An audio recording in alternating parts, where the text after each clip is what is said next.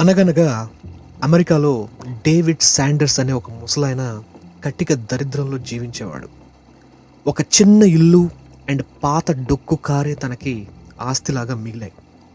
ఇంకా డబ్బు అంటారా, ఏదో చాలని పెన్షన్ డబ్బులు వస్తే అవి కరెక్ట్గా తన తిండికి అండ్ ఆ కారులో పెట్రోల్కి సరిపోయేవి.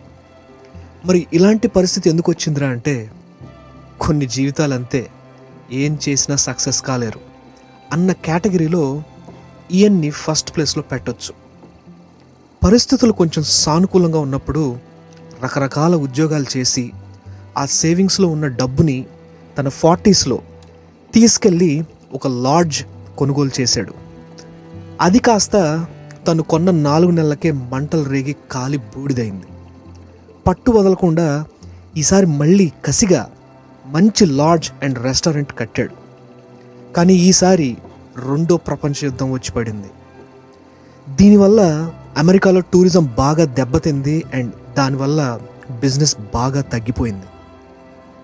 సరే, ప్రపంచ యుద్ధం అయిపోయింది, మళ్ళీ ఓపెన్ చేశాడు. కానీ ఈసారి కొత్త హైవే రావడం వల్ల ట్రాఫిక్ అంతా డైవర్ట్ అయ్యేది అండ్ ఈయన లాడ్జ్కి రావడం మానేశారు. చేసేదేమీ లేక ఇంకా కంప్లీట్గా మూసేశాడు. ఇంకా 65 ఏళ్ల వయసులో తన పరిస్థితిని మార్చుకోవాలని ఫిక్స్ అయ్యాడు. తన సర్కిల్స్లో ఈయన చేసే ఒక స్పెషల్ చికెన్ రెసిపీ ఇదంటే జనాలకి విపరీతంగా ఇష్టం.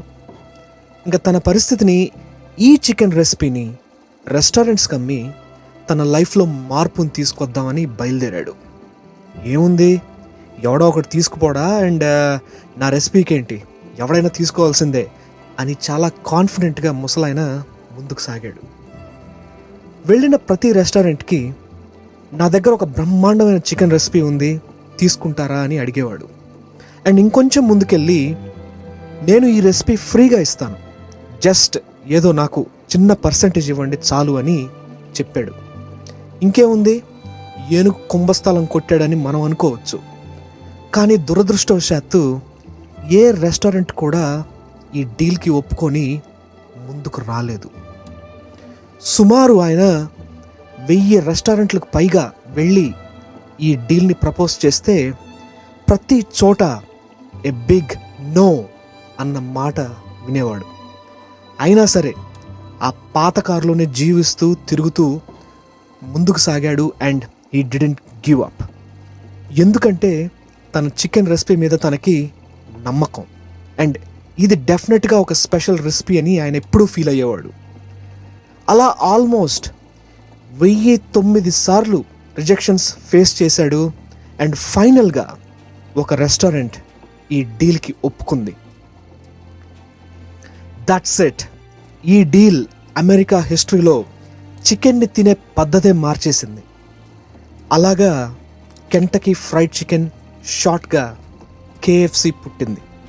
ఇప్పుడు ఇది 147 కంట్రీస్ అండ్ 29,000 లొకేషన్స్లో సక్సెస్ఫుల్గా నడుస్తుంది.